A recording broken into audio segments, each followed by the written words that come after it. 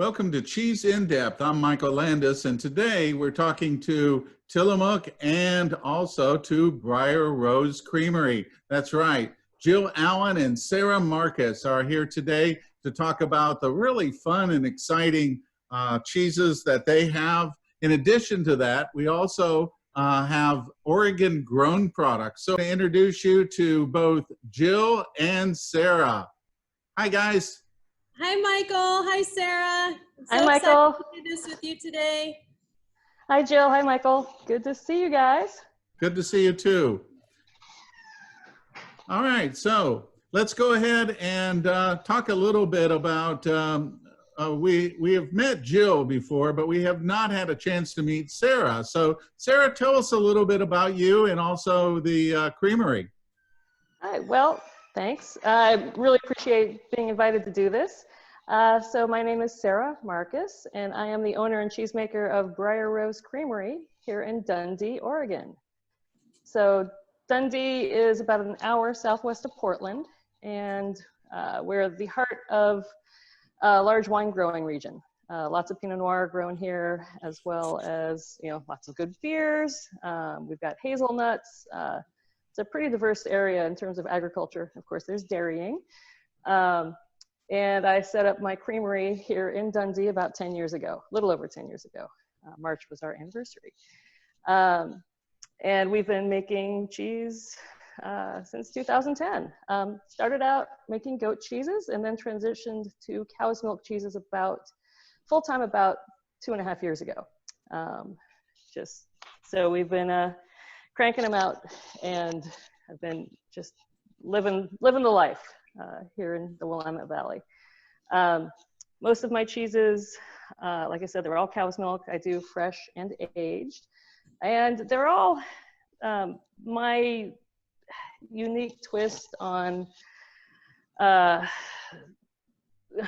standard cheeses. One of them that we're trying today, the Callisto, is one that happened via happy accident.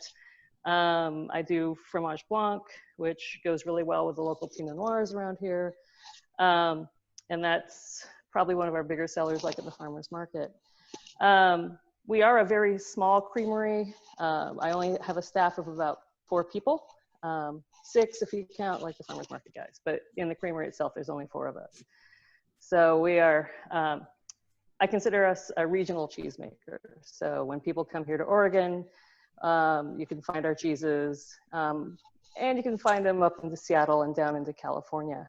And I love doing a lot of tie-ins with the stuff that grows here within the region.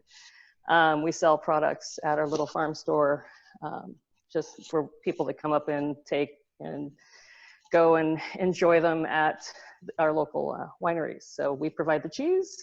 I sometimes will have jams or chutneys, as well as crackers and salamis and things like that people can go and enjoy. So I enjoy engaging with the tourists that come out here to sample what Oregon does really well. And so being one of those cheesemakers is kind of fun to provide a little taste of what happens here. So, wonderful. Anyway. Yeah. So Jill, in a nutshell, since we've already had you on, just kind of for those that may have not been on before, a little bit about you and Tillamook. Excellent. Well, I work for Tillamook. I've been here a little over 20 years. I am the Director of Research and Development for Cheese, Butter, and Spreads. I'm very excited to show you the 2 amazing cheeses today from Tillamook. We are a 110-year-old farmer-owned company located here in Tillamook, Oregon. And we have 80+ farmer families that contribute milk to this wonderful Tillamook made dairy product that I'm going to show you today. You can find our product nationally, and specifically if you're interested in purchasing any of the cheeses today, go to madeinoregon.com and you'll be able to find these cheeses today. That's right. Also, we're going to cooperate with Victory Treat Cheese. Is that correct?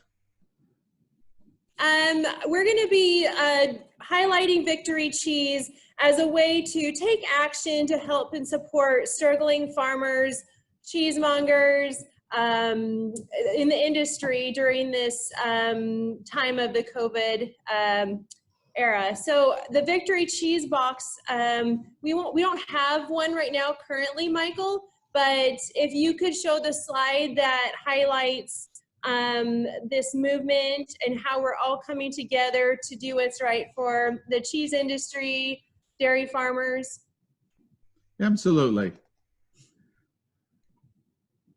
So those of you that are not familiar with Victory Cheese, it's a lot like in World War II, where they were getting together to be able to support the troops, support the movement. And so we're having a support for our cheesemakers. So what is Victory Cheese? Victory Cheese is a volunteer grassroots collection of cheese professionals, including cheesemakers, mongers, chefs, and cheese guilds from across the country to help the struggling industry. So who is Victory Cheese helping? Victory Cheese Box brings American artisan cheese to consumers, supporting dairy farmers, cheesemakers, and purveyors every step of the way. Victory Cheese makes voices heard through the advocacy and policy work at every level of the government. The goal? Visibility is the plight of the industry and resources to make things right again.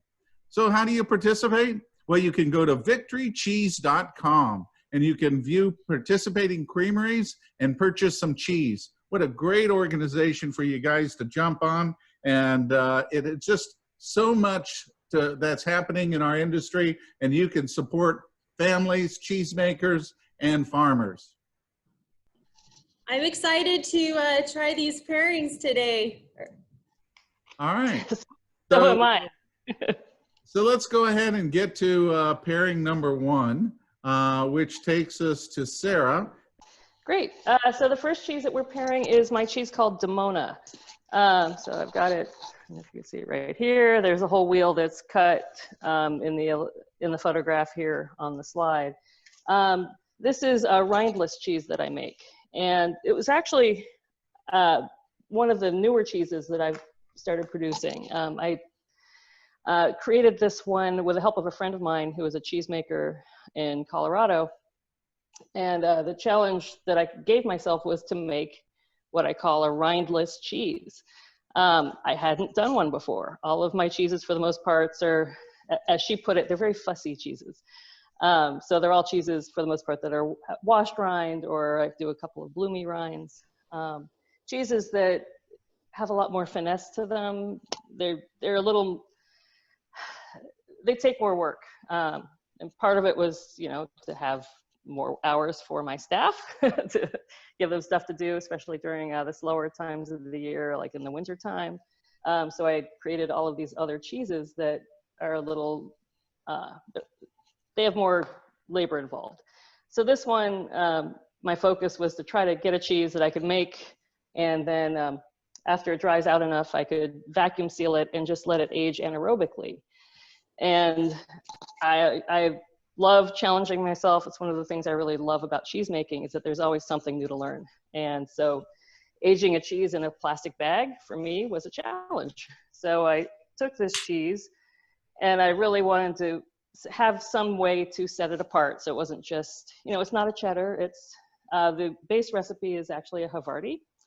So it's a washed curd. So it has a little bit more of a suppleness to the texture. And then from that basic recipe, I added some other cultures that helped bring out other flavors as it aged, ripening cultures. And I was really looking to highlight the sweetness of the milk that I get. So I work with two dairies here about 30 miles away. And this one is a Guernsey dairy. Now, Guernsey cows are a heritage breed. There are very few 100%, or at least, well, these guys are, I think, 98% all Guernseys. They're much like Jersey cows, which are pretty common here, especially in the Northwest. High butter fat and just really nice, rich milk. Now, the Guernsey dairy that I work with, they are pasture-based, but they're also conventional. So, meaning they don't follow the organic protocol, but these cows do have access to pasture 24/7. And when it's not really muddy and pouring rain, they're out grazing on green grass. And the other thing about Guernsey milk is that their milk naturally has a lot of beta carotene in it. So it's just this deep golden color, much more so than most other cows. And they used to be the standard cow in dairying up until World War II. And after that, with the rise of a bit more industrial agriculture, other cows took over and the Guernseys were kind of pushed to the back burner, so to speak. So anyway, Damona, which I just adore, is just a very approachable cheese. It melts beautifully. It's my favorite one to snack with. If I'm making quesadillas, it's the one that I go to. I also use it in a lot of, like, any place I would use mozzarella, I'll throw in the Damona. So the Damona, it's actually, the name Damona comes from, well, all of my cheeses have kind of interesting names because I really enjoy that part of the process too. Damona is a Burgundian healing goddess. So in Burgundy, in France, the ancient, I think there were, I'll say there were Celts, but I might be wrong. They would go to this particular spring in Burgundy, and the goddess that they would pray to was a white cow. Or one of her forms was this white cow. And I really loved that story and the myth and the tie-in with a cow. So I named my rineless cheese after this Burgundian healing goddess. And then there's the tie-in with Burgundy and the wine grapes that are grown there, mostly Pinot Noir. And there's a lot of Pinot Noir here in Dundee. So there's that whole backstory, which I really enjoy. And then there's the cheese. It is so good, Sarah. The buttery notes that come through, that little bit of lactic note, it's so fresh. To your point, you wanted to capture the essence of the fresh milk, and that's what it tastes like. It's amazing. And there's this, pardon me while I eat. Thank you. Yeah, there's this hint of sweetness, and that's really the milk. This Guernsey herd, their milk really tastes like ice cream. It's incredible. It's just so sweet. And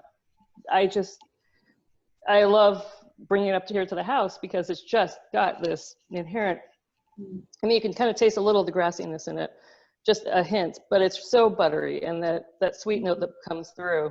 Yeah, it's really fun to play with. And the Havarti really plays that up. So yeah, it's that butter, it's kind of buttered toast almost that I get. You can see how much butter and cream is in this. It's just absolutely beautiful. I mean, it almost looks like a chunk of butter. It's so beautiful. It feels like in butter. its coloration and that. And I really do enjoy the lacticness of it. I think that little bit of tanginess that you get is really exceptional because it really brings out the butter with having that tang. You really notice how much butter there is to this. Yeah, nice, thank you. Yeah, one of the ways I describe it when I'm presenting it like at the farmer's market, I describe it as like this savory fudge, almost Tootsie Roll flavor. And it's got it, it's just, yeah, and that's part of the lactic, but the texture is kind of on the fudgy side. And it's Tootsie Roll. Yeah. It's amazing. It reminds me of a piece of fudge. I love the eye formation that I can see through it. The body and texture is just so delicate. Yep. Hats off to you. This is amazing. And it's pairing amazing with your the OP Nola. Yeah, Nola. So I chose this. This is actually my husband's favorite salami that OP makes. Olympia Provisions, they're good friends of ours. They actually started 6 months before we did. And so we all kind of, they grew tremendously, but we knew them from the farmers markets our first year because they were right next door. So yeah, it's just been amazing to see them develop and grow and to call them friends. So but I love what they make. The Nola, this is more of a, well, they describe it as a coarse ground Italian salami, and they put black pepper, chili flake, and allspice in it. So I thought that allspice note would really play well with the butteriness of the Damona. And I actually haven't tried it with a beer yet, so I'm curious to see how that'll play off. I love that you selected the Rogue Hazelnut Brown Nectar, because earlier you mentioned, you know, where you're located, hazelnuts are grown. And in Oregon, what we're highlighting here is what grows together, goes together. This is a fabulous choice. I haven't tried it either, so I'm gonna try it now. Yeah, me too. Grabbing it. So I got cheers. Cheers. Well, I'm just a little bit ahead of you. Now, Okay. I went ahead and started on the beer and the two together. But it's an excellent selection when you think about the tanginess, the butter, and then of course the Italian sausage salami with the black pepper in it. And so now you get the sour cream tang, the butter, the black pepper, the allspice, and you really need something that isn't gonna get in the way, but it's gonna bring up a component. And what this does is it brings up the nuttiness. And it's not like it's missing, it's just a great addition to the flavor characteristics of these. Really amazing. I love this. Oh, yeah. This yay. Yeah. Well, we used to, up until a year ago, we had 5 acres of hazelnuts here on our property. So it is truly what grows together, goes together. Oregon is, I think, the #1 producer of hazelnuts in the United States. And we're like 2nd or 3rd producer in the world. So it is one of our major exports. And so I really liked that tie-in because it truly is a local product. And then Rogue does a very beautiful hazelnut brown ale, or nectar as they call it. I love the toffee notes that the Rogue Hazelnut is pulling with the nutty notes, and then combining it with the butter of your Damona. It makes a complex flavor palette that cannot be duplicated anywhere. Yeah, I see what you mean. Oh, it really brings out the toffee. Yeah, that's awesome. We don't have a question, but we have a comment from Rebecca. The Damona and the hazelnut beer taste like a milkshake together. So good. Oh, I love it. Yes. Yeah, I could do this all day. Absolutely. Great cheese, great friends, great products from Oregon, Olympia Provisions and Rogue Ales. It could not be a better day than this. Yeah. Go out to the river. We're done. Or to the beach, even better. So good. Yeah. So it's interesting when you put all these together to come up with the characteristics of flavors. They're so well blended. And I have to say, Sarah, this cheese is just divine. I really adore this. Oh. And, you know, it should be something that would be available to everybody. But wait, through Victory Cheese, it is available to everybody. Okay. Yep, definitely. And you can also order it through Olympia Provisions website. The 2 cheeses that I highlighted today you can order through them. So go to olympiaprovisions.com, and they have Damona, they have Callisto, and a couple of our other cheeses too. So. That's right, because the salamis from them, so that also makes it pretty easy. The only thing would be chasing down the beer, but you know, when you talk about beer pairings and somebody says something very specific like this, and you're like, oh, you know, I'm not able to find this nectar. And that's not that uncommon because there's not distribution on every single SKU that Rogue does. But what you can do is pair it up with something very similar. Brown ale would really work well, an Imperial Brown. You know, those are really great beers that would go well. They may not have the hazelnut in there, but they're going to have that maltiness that this is really one of the things that brings this real well together, is that maltiness. I agree. Yeah. And I am fond of the English style beers. So there's another reason why I gravitated towards the nut brown ale, or in this case, the hazelnut brown nectar, because I knew that flavor profile, and it's something that I like. So, and yeah, it does really pull out the sweetness, the toffee, and both the beer and the cheese, and then the countering with the allspice and black peppers, and then the salami. I think, yeah, it's a good pairing. I think I could eat this all day, Sarah.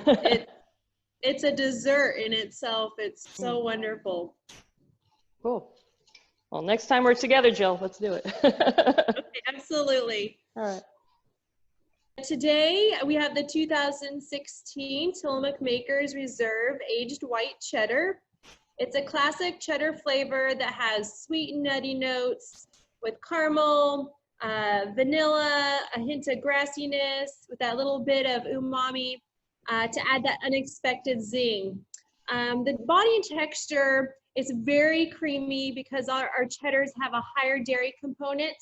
So when we produce them, we are producing a cheese that's lower in moisture, but higher in dairy fats and dairy proteins.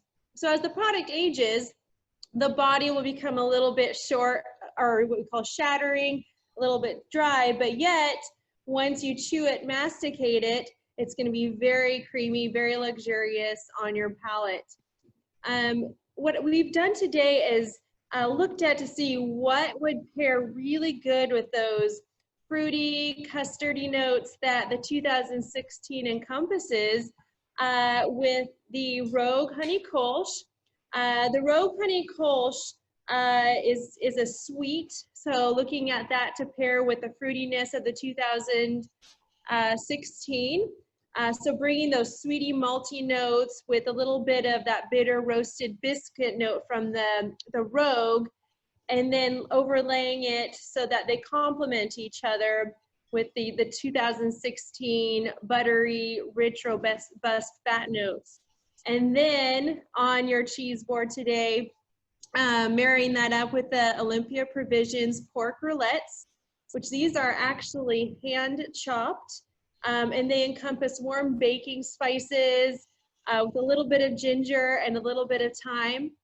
So looking at your cheese board to have these amazing flavors, but yet all come together and complement one another is always what's so fun. Exactly what you did on your last cheese board, Sarah. This one just really highlights all three components, the Tillamook cheese with the Rogue Honey Kolsch with the Olympia Provisions pork rillettes. Another fun fact about the Tillamook 2016 white cheddar is that Tillamook produces all of our own starter cultures in-house here to make this product. So we've taken the time not only to produce our cheese naturally and to natural age it, but to source whole ingredients from our dairy farmer members to producing our own starter cultures that are unique to Tillamook only, that cannot be duplicated anywhere else in the world. So it's a fantastic process that is extremely unique to Tillamook. All of our cheddar blocks are aged in a 40-pound block, and that is so that we can properly cool down the cheese as it comes off our cheddar master through our cheddar towers, so that no matter where we cut the product within that 40-pound block as it ages out, in that block, it'll be consistent for our customers and consumers day in and day out. Sarah, Michael, what flavor notes are you experiencing with the 2016 today? I'm just enjoying it. I'm like, okay, let's get scientific. All right, sorry. I really enjoyed the three together. It does the Kolsch that we're trying from Rogue. The Honey Kolsch it's a nice lighter beer, and I think together, this is something I want to bring out in the summertime. Oh my goodness, absolutely. Mm-hmm. And it plays up some of the sweet notes in the cheese itself. And the pork rillettes with those warm baking spice notes, with those being delicate with a sweet note, with that custard eggy note that I'm tasting 2016 cheddar, with the sweetness from the honey. It's not overpowering in the sweet department at all. It just has a nice folding note where you're able to identify all three components as you're tasting the product, which is, it's a lot of fun. Now this is, this is a white label. So this means that all of the milk came from the coastal farmers, didn't it? So it's made around Tillamook. So this product was specifically made here in Tillamook at our Tillamook Creamery. The white label is indicating that it is over 3 years of age. So we have, it's a 4-year-old cheddar.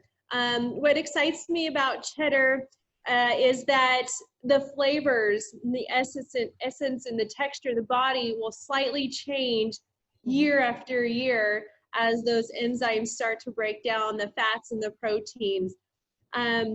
Michael, I know you and I together have judged cheeses from all over the world in international cheese shows, and honestly, I gotta say, with the Briar Rose cheese and then the Tillamook cheddar, these are some of the best in the world and the cleanest, which means you're not getting any terrible bitter notes or off flavors as the product ages.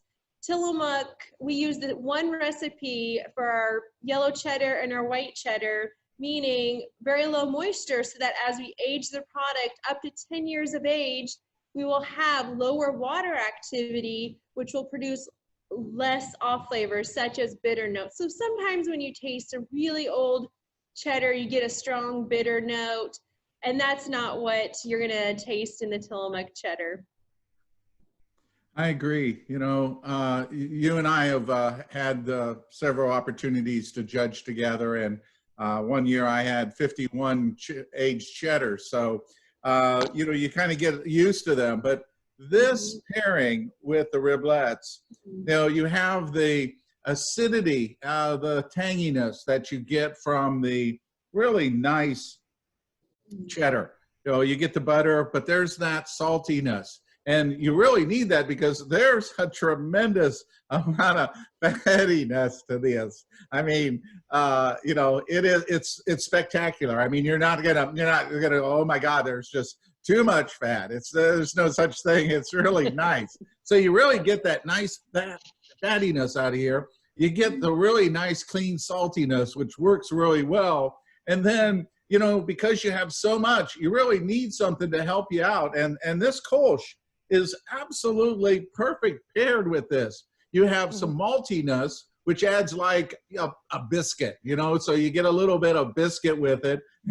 And then you get the cleaning of the Kolsch. So you get this really nice effervescence that cleans off any of that extra butter fat on there. And you really start the next taste just like you were starting from fresh. It's so cleansing.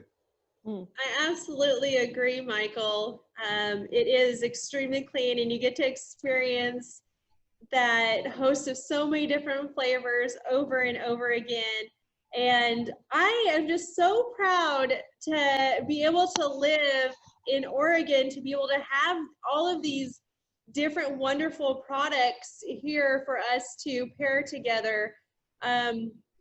We just have amazing artisan cheesemakers such as yourself, Sarah, Olympia Provisions, and Rogue Ale. We're very lucky. This is amazing. I agree. It's a beautiful pairing as well. I agree. Everything's in balance. It's not too sharp. It's not too salty. Yeah, the beer is the palate cleanser. It just really works well together. And I am enjoying this. I mean, I like Tillamook products as well. It tends to be the go-to cheddar in our cheese drawer. But this is a beautiful, just the right amount of moisture. I really like how it feels, and when I snap it, I mean, yeah, I feel that butter fat.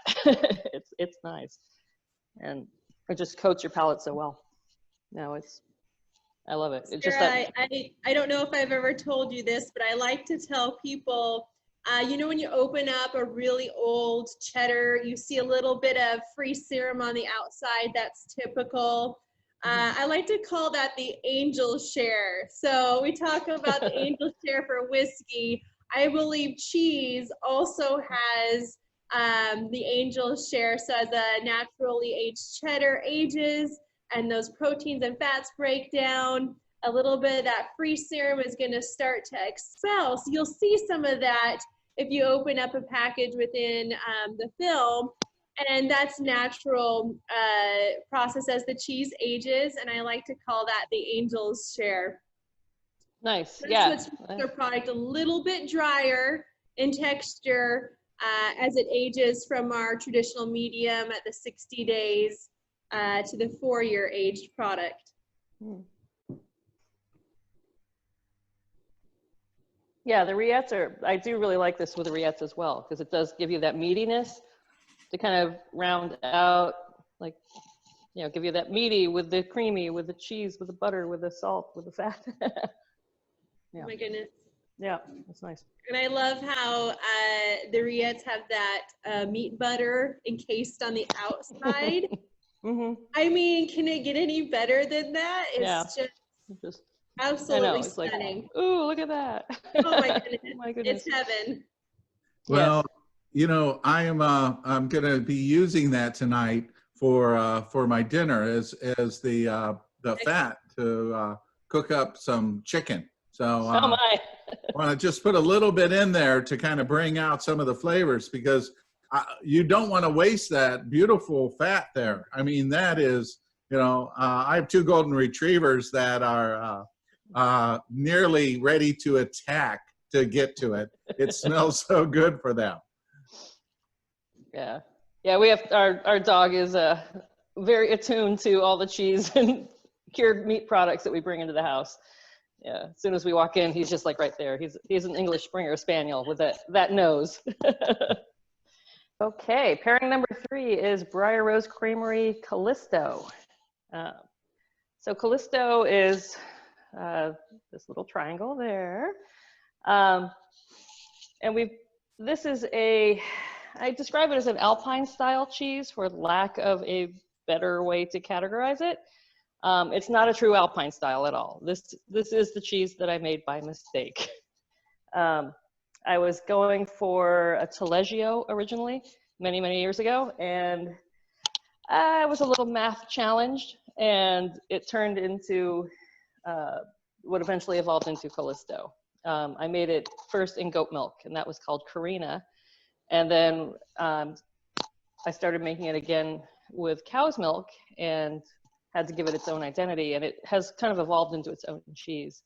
So Callisto is, I describe it as an Alpine style with a kiss of Asiago, with a handshake towards Gruyere, a nod towards even a Welsh Caerphilly.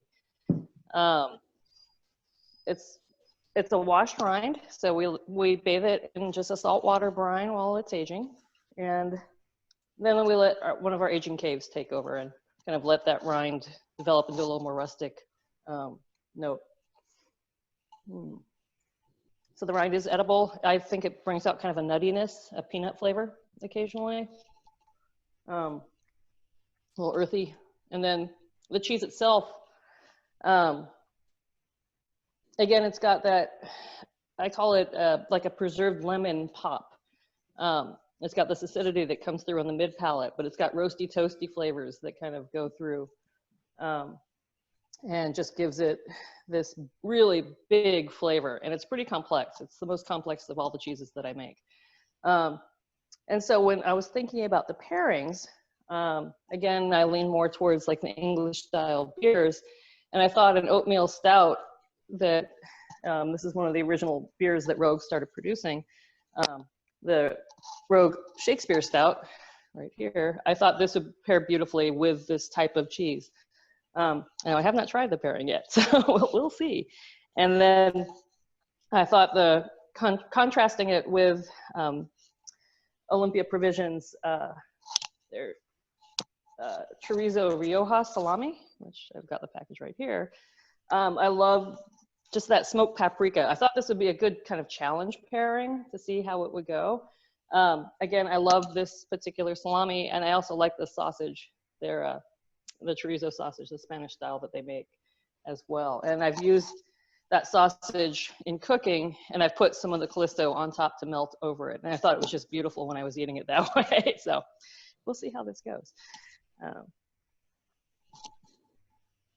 Sarah, I am in love with the Callisto. I thought to myself, wow, the outside of the body reminds me of Tillagio. I actually was in Bergamo back in October judging for the World Cheese Awards, and one of the classes I got honored to judge was the Tillagio, and it's absolutely stunning. It looks almost the same. It's amazing. And I love the color of it, and I love how it has a little bit of the sauvage mold on the outside, but when you try it, you're not getting a strong, overpower, earthy note, musty note at all. It's extremely fresh, and I absolutely love that little hint of a peppery finish at the very end. Good job. Yeah, thank you. Yeah, there's a cheese in Italy that I haven't tried yet, but a few of my well-traveled friends have told me that, is it a Cremasco Salva? It's a cheese, Tillagio maker in Italy also makes a similar style cheese that we get imported here occasionally into the US. But I haven't found it yet, so we'll see how it goes. The rind on here is much different than Tillagio, as Tillagio has got a much finer rind, but this has got a magnificent earthiness that is well balanced into the paste, into the flavor, into the butter, into a little bit of tanginess. It's just really well balanced out in its flavor characteristic. I adore this. You know, I'm so happy that you made this mistake, and because you know Tillagio is Tillagio, but this is what it is. It is unique. It is your own personal stamp. It's terroir indicated. I mean, you know, there's just so much about this that is just what you do and what your terroir creates out of it. So I think this is fabulous. Thank you. It could be another American original. Yep. Absolutely. Absolutely agree. You wouldn't be able to reproduce this with the terroir in the Dundee region and in your caves anywhere else. This is special. Thank you. I love, it gets this little, it's kind of a sunflower seed note that comes through. This particular, sometimes it'll get like this sauteed winter greens flavor as well that'll pop out, but usually with a little more age. This one I think is slightly younger. In about another month it would get that.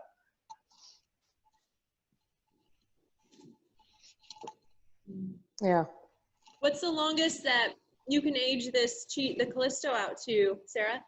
I've gone about 6 months. I mean, I know it can go longer, but you know, economics being what they are, you want to get them out the door. I do have one that I've been saving in my one of my refrigerators that's from November, so I might break into it here in another week or two just to see what it's doing. But yeah, I had saved it for a while. Oh, I do have a whole one I can show you here. So it's a square. We make it in a square mold, much like Tillagio, but it's, you know, thicker. So it's about this is, well, 4.7 pounds. So for me, this is a big cheese. It's not 40-pound blocks like, you know, you get at Tillamook, but you know, for my space and the capacity that we can do, this is what we like to use. Also, this is our other dairy that we use. So the Damona that we made was made with Guernsey milk. This is made with Ayrshire milk. So another heritage breed. If you're familiar with the cheeses of Jasper Hill, they also used Ayrshire cows. And funny story, when I was training in cheese making many years ago, I went to England and was working with with Tillamook Cheese Company in Southwest England in Devon. And I was the second American cheesemaker to come over and intern with them. First one was Matteo Keller from Jasper Hill. And so when I actually emailed them and said, hey, would you mind if I come over? I'd love to train with you. And they said, yes. Oh, by the way, do you know this other American that has come over here? His name's Matteo. And I'm like, it's a pretty big country. And yes, I know of him. He's in Vermont, but I'm on the West Coast. There's like 2,000 miles, maybe more, between us. But as since then, I have gotten to know Matteo. But this is like when I was very early in my career. So I thought it was very funny. But we both trained at this place, and the cheesemaker there was adamant about the type of milk that he used in the blue cheeses that he was producing. At Tillamook, he would produce, he made a Devon Blue out of cow's milk. And that one, he would refuse anything that had any, as he called it, Channel Island milk. So if it was from Jersey milk or Guernseys, he wouldn't let it in, and he wouldn't make cheese with it. It had to be Holstein, or as what he preferred was Ayrshire. And that being with the way the milk would age out, he felt that it was kind of an insurance policy. The Ayrshire has a very different type of fat structure, and the fat, to get technical, the fat globules are much smaller than they are in, say, Jersey or Holstein even. And they break down differently. And because of that, it has a tendency not to go bitter. The other types of milk, you can occasionally get bitter notes when they're breaking down. And so he just refused. He's like, I won't let that in the building. I refuse the milk. He'll reject it. And so, young cheesemaker mental note, Ayrshire milk's great. And so fast forward to my story here in Oregon. I was looking for an Ayrshire herd, and my inspector's like, oh, I know of a herd that's about 30 miles from here. Let me give them a call. And it turns out it was the Perrin family, and they would love to sell me milk, and then the result is now Callisto. And it's also, we use that in our fromage blanc. So it's just this beautiful, well-balanced milk. They are organic. They're out on pasture as much as they can be throughout the year. And it's just, it's still sweet, but it's not sweet to the degree the Guernsey milk is. So that's the story behind Callisto. That's an amazing story, Sarah. Thank you for sharing that. Yeah. And then the name Callisto, she's a nymph. She was one of the attendees of the goddess Artemis. She was also, if you ever watched Xena, Warrior Princess, back, a few years ago, she was Xena's arch nemesis, who was this like totally crazy, off the wall character who was just like bigger than life. And I thought that was also appropriate for the cheese. So, yeah. What do you think of the pairings? I mean, this is the challenging one, so. I don't think so. I was concerned, I guess, a little bit, thinking about the spiciness of the chorizo, but it's a great compliment. You really like the flavor characteristics that work together, because you have that earthiness. And I wouldn't say that this is boring by any means. It's not, but what you do get out of this is this richness, but it's across the board. It's very, very nice. The earthiness, the butter, the rich flavors there. And adding in that chorizo really brings out more of the earthiness, and that spiciness of the chorizo drops down, and you really get that nice spice instead of any of that heat or anything there, and you get the earthiness, and that it cascades. It's just got a beautiful direction to go. And then Rogue Shakespeare Stout. This has been one of my favorites since, I don't know, when John made it back in 80 something, or 90. It's just a fabulous. This is my go-to stout. I don't think there is a better one. better style like this. I think what John has done is just amazing. And then when you put these together, that maltiness that you have with this, you know, this isn't a bitter stout. You know, I would say that this is bordering, going on to porters with a little bit more sweetness to it, a little bit more of, well, again, it's an oatmeal stout, so you have a little bit of that sweetness that comes across. So with the earthiness, with a little bit of the spiciness, they all come together in a really nice way where you really pick them all up. One doesn't actually become the whole thing. It works out to be really well balanced, and I love these three together. That's fabulous. You did a great job. Beautiful. Thank you. Yeah, I think you're right. The earthiness, because I like an oatmeal stout because it does have that kind of, that grain, that bread. You touched on biscuit, I think, on the earlier pairing, but it does have that note. And then with the chorizo, you know, it's a Spanish chorizo, so it's all about the paprika. And it's not overwhelming with the smoke, because the smoked paprika can be kind of overpowering. But in the salami, it's not.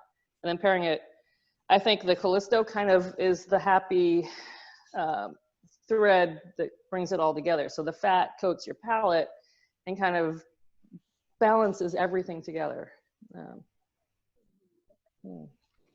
Yeah, I like, yeah, the earthy cheers sweetness. again, Sarah. It's an amazing pairing, and I could eat this one all day as well. I'll just top us off here. So it's got the good foam. So.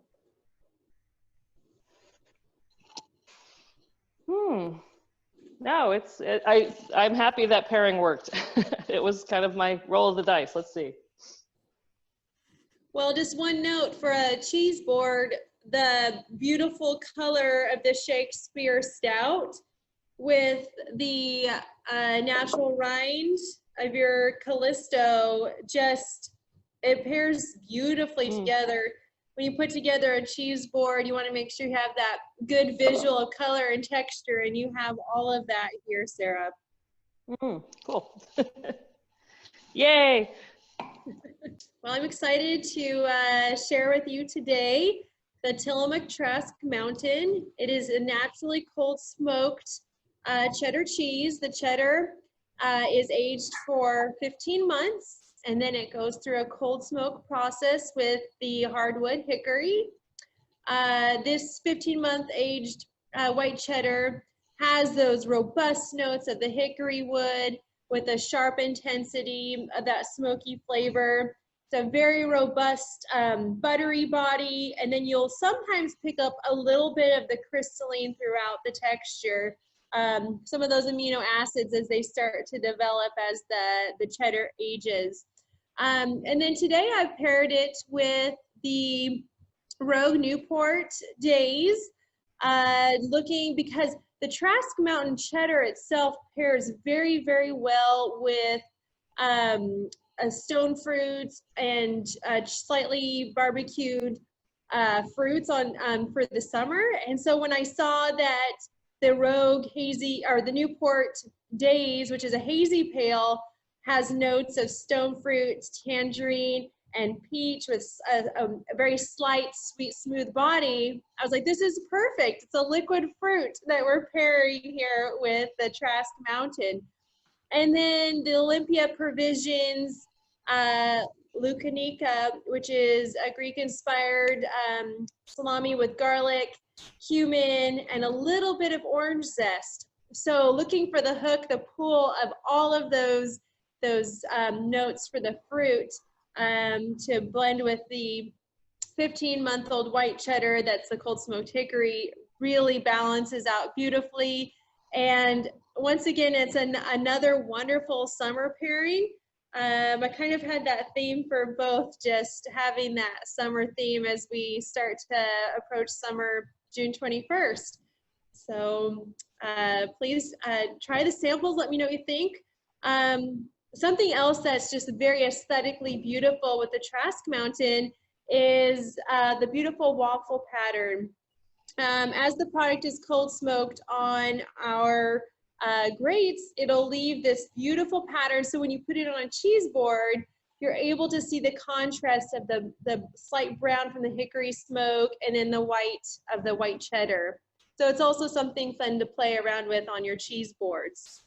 And the color of this OP Loukanikat is just absolutely stunning. You'll see the natural fat threaded throughout the body, and those really help to pop with the blending with the flavors. What do you think, Sarah and Michael?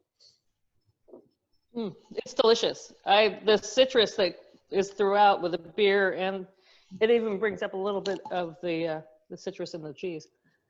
And the smoke is really nicely balanced. Again, the cheese being the bridge between all the three flavors. I think it's the three together, it works really well. Exactly, Sarah, that's a good point. It's that bridging of what grows together goes together. And I think when we look at the Briar Rose cheeses and the Tillamook cheddars, being able to use that as the bridge for our pairings today is the heart. Not only do they look amazing, they taste amazing, but there's a lot of heart that goes into making these products. You know, for Tillamook, the 80+ farmer family owners with the amazing cheesemakers, they put, you know, their everything into this brand, into this product, into this brand. And I could not be prouder to work for a company that wants to make sure that we do right with every bite, that we're producing the highest quality dairy products to share with everybody. The cumin that's in the Loukanikat salami also pairs beautifully with just a hint of smoke in the Trask Mountain cheese. Yeah, I think it's, you know, again, it's that balance, and the cheese being the bridge is it's a beautiful thing. You know, sometimes you'll taste some smoked cheeses that are overly smoked and they bring out almost a strong ashy note. And with our hickory smoked Trask Mountain, you're not getting it. It's almost a sweet hickory note. a lot of times when you talk about smoked cheeses, especially cheddars, they bring on that meaty quality where people say that it's like eating a cheese and a sausage. And I think that's nice, but when you're smoking and the cheese, it should be a addition to it, not the primary part where people eat it and go, this cheese tastes like a salami. It shouldn't, and yours doesn't. Yours has, you can taste the cheddar. You can taste the smokiness. It's as if you're at a campfire and you're eating the cheese and you're also taking in a little bit of the smoke in the area, the really nice smell. And it's just a real pleasant sweetness that it brings across. And, you know, working with the salami here, you know, that's a little different. I probably would not have chosen this just because of the description, but it works really well. It's nice. You know, it gives you that contrast to give you the more butter in the cheese and more smokiness, and you also keep the flavors of the salami in there. And then, of course, you know, adding in this hazy pale. You know, when I was looking at the original and we were kind of talking about it, I was thinking West Coast pale ales like Sierra Nevada, where it's a hop, hop, hop. And, you know, John Mayer is a, when he was brewing there, it was more hops John. So I was thinking, oh, this is going to be something, but this is kind of a very low amount of hoppiness, but it's got a nice sweetness, almost a sweet biscuit. So the sweet biscuit really blends well with the salami, which works well with the smoked cheese. Just a beautiful little pairing. You know, all four of these have been very different. They have been very well paired. And this is something, if you're going to build a cheese board, this is an amazing opportunity to be able to, any one of these by themselves would be an amazing version. I agree. I think this has been a nice exploration of the different options we could do. and we have done. But I think altogether, each one has been just a really nice pairing. I'm very pleased. Well, they're absolutely fabulous. And, you know, when we look at the Trask Mountain, speaking of that very light smoked note on it, having that cheddar as the star piece and then the smoke complementing it.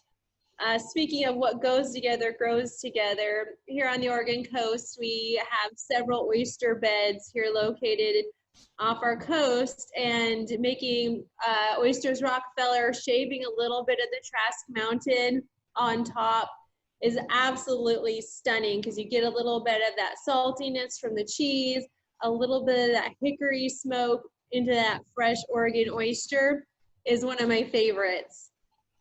Noted. We get the New Tarts oysters here in Newburgh a lot. So I'll give that a shot next week. Yes, you should, Sarah. And then let me know. Let me know. Yeah, definitely. Yeah, good idea. I honestly just want to move out to Oregon just because of your oysters. And oh, great. You did that last time. You brought in those oysters, and ever since then, I've been dreaming about them because it was just such a nice pairing. There's so many products that Oregon puts out across the board. You know, you got great seafood, you got great shellfish, you got great foods, you know, all the way across the board. And of course, you have some fabulous cheeses. And today was exceptional. It really was. Typically, I do the pairings and I do all the work, but today, what a pleasure. You know, the hardest part I had today was just setting up the cheese board. So that was beautiful. So if you can order this, you know, online, this is the hard part. It's putting these together. The easy part is just getting out and displaying it, is getting out there and putting it together, you know. And I have to say that a magnificent job today. Thank you so much. Yeah. Awesome. Well, thank you, Michael. It was a great opportunity, and I really appreciate you guys reaching out and allowing me to participate. This has been wonderful and educational. That's what I love about cheese. Exactly. Absolutely. Thank you for having us again, Michael and Sarah. You know, being a local cheesemaker, next door neighbor, always like working with you. And this has been a great time today. All right. Absolutely. Before we run away, I have to say is that, you know, we have 4 choices here. And what was your favorite of these? And, you know, it doesn't have to be yours. It can be one of the others. But what one really moved you? Sarah? You know, Oh. I really liked the Damona with the hazelnut brown nectar. That was amazing. Those buttery notes from the Damona, the fudgy texture with the Oregon hazelnut notes, just really pulling out those nutty toffee notes from the Rogue. I really enjoyed that one a lot. And then my other favorite, I gotta say, is tied for me, is I just really liked the Rogue Honey Kolsch with the Tillamook 2016. And honestly, I love all of the OP, so I think I could eat them all together. I agree. All the OP products, I think, are just exquisite. My husband and I fight over the Loukanikat all the time, because if I bring one home, and I might just happen to eat maybe 2/3 of it before he appears, and sorry, honey. But my biggest surprise, or I'd say eye-opener pairing, was the last one, the Trask Mountain smoked cheddar with the Newport Daze hazy pale ale. I thought this all went really well together, and it taught me something. The cheese snob in me used to go, you know, smoked cheese, not so much. That's how you cover your mistakes. Oops. But this is not this is not that at all. No, I hear you, but actually that's a really good point, Sarah. we're not trying to hide anything for any off flavors for the smoking process. It's the exact same product that's graded by our sensory team, and the highest quality goes to smoking. But thank you for noting that. I can tell. I mean, you know, I've eaten a fair amount of cheese, you know, and I can tell that the base cheese in it is really, really good. And then the smoke is in balance. And then pairing with the IPA, it works really well. And I've had a lot of difficulty sometimes with pairing IPAs with cheese because of the hoppy note, and it can be so overwhelming and so volatile. It's a little harder for me. It goes great with like fresh Chev, things like that. But you know, with an aged cheese, it's harder to pair. So I really like that. And if I'm going to be a little self-serving, our first one, I agree. The Damona with the nut brown nectar, I thought worked. It was a beautiful marriage between all three of the flavors. So, yeah. Well, cheers, Sarah. Cheers, Michael. Thank you so much for having Tillamook. You're very welcome. And I really appreciate you taking the time, and this was fabulous. I'm going to go with number 3, because the earthiness on there, everything worked really well. But I have to tell you that in the next 5 minutes, I'm going to be sitting down, and I think that actually this is going to be my dinner. Nice. Well, this was my lunch here, so that was great. Yeah. All right. Okay, so thank you again for coming in, and I want to thank everybody for joining us today, because, you know, this is a really fun experience to be able to see Oregon grown products, but also the way that the pairings are done. It doesn't have to be crazy. It can be really simple like this. This is a lot of fun. You know, you're getting a little charcuterie, you're getting a little cheese, getting a little beer and all that. I know that there are people out there that want to do wine with this as well. And what I have to say is that a lot of the wines will go really well. So again, when you buy the cheese, you're not just buying a fantastic cheese, you're also supporting the families behind this. You're supporting the farms, you're supporting all of that goes with it. And you're supporting our cheesemakers, which is what Victory Cheese is about. So if you haven't been there, the website was listed out on the entry on the registration. I'll have more information as we finish this up. So I want to thank everybody for showing up, and you guys have a great night. Have some great cheese, and remember, wash your hands. Yeah. Thank you. Thank you. Good night. All right, good night.